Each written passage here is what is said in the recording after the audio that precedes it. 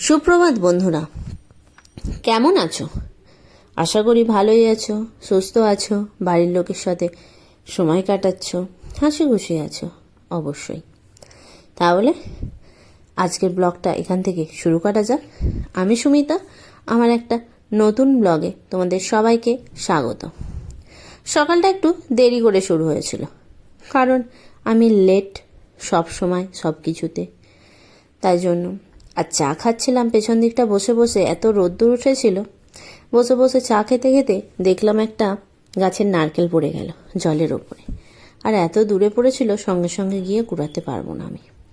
তাই জন্য চা ফা খেয়ে মাকে বললাম, মা বললো যা। আমি বললাম আমি তো বাগানে যাব। মামনকে বলি, মানে আমার বৌদিকে বৌদিকে বললাম। বৌদি বললো হ্যাঁ ঠিক আছে, সে সেই সময় স্নান করবে বলে।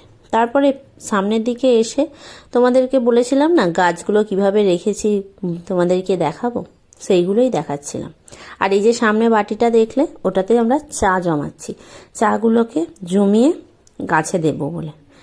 চারিদিকে ফেলে তো লাভ নেই, একটা জায়গায় জমাচ্ছি। আর এই পুদিনা গাছটা আমার বৌদি এবারে ওই বাড়ি থেকে নিয়ে এসেছে। যাই হোক, আর এই লেবু গাছটা বাবু পেয়েছে স্কুল থেকে গিফট। এই হলো ব্যাপার। আর গাছগুলোর কি অবস্থা হয়েছে দেখো। আর ওই গাছটা যে কেন মরে গেল বুঝতে পারছি না। আর বাঁচানোর চেষ্টা করছি, সেই জন্য ডগ ফগগুলো ছেঁটে দিয়ে জল দিয়ে মাটি দিয়ে ভালো করে রেখেছি। এই দিকের গাছগুলো কীরকম একটা হয়েছিল, সব গাছে মাটি দিয়ে ভালো করে সুন্দর করে বসানো হয়েছে। আর ওই হলুদ মতো ড্রাম যেটা, ওটাতে আছে আদা গাছ। আর আমি এখানে বাগানে যাওয়ার জন্য রেডি হয়েই গেছি। এই যে দেখতেই পাচ্ছ, বাগানে যাব। আর গাড়ি বের করে নিয়েছি, পাম্প তুলে নিয়েছি, কারণ আজকে বেল গাছে জল দেব সেই জন্য। মা হচ্ছে যে ব্যাগ নিচ্ছে, জলের বোতল নিচ্ছে, ওই জন্য মায়ের অপেক্ষা করছি। এখানে সামনের গেটের এই কাঁচটা খুব সুবিধা হয়েছে। মায়ের একটু দেরি হচ্ছিল বলে বৌদি পেছন দিকে যাচ্ছিল, দেখে আমি আবার এলাম শুনে।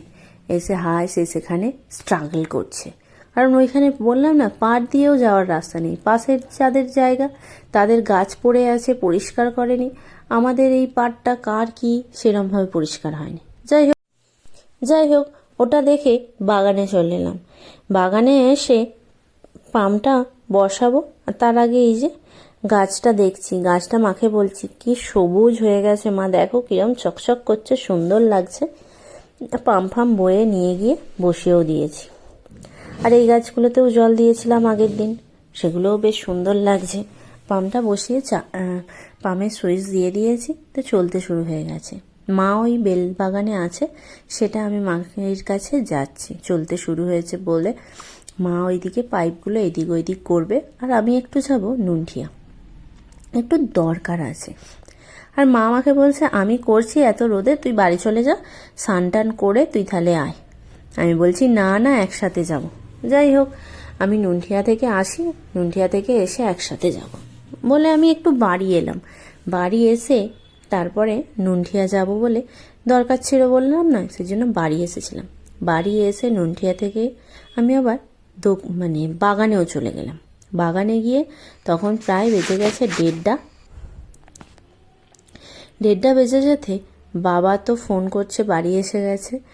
তো বলছে কোথায় রে। আমি বলছি বাগানেই আছি। তো বাগানে জল দিচ্ছি। বলছে কি করছিস? আমি বলি বেল বাগানে জল দিচ্ছি। বলছে চলে আর দিতে হবে না। আমি বলছি আর একটু বাকি আছে, এটা দিয়েই যাব।